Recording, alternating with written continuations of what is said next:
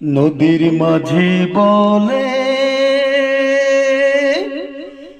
এসো নবী, মাঠের কবি বলে এসো নবী। দেখেছি দূরে ওই সোনালি দিন, দেখেছি দূরে ওই সোনালি দিন।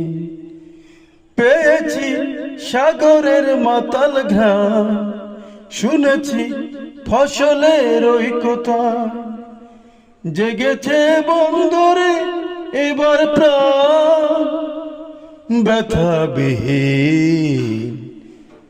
দেখেছি দূরে ওই সোনালি দিন, দেখেছি দূরে ওই সোনালি দিন।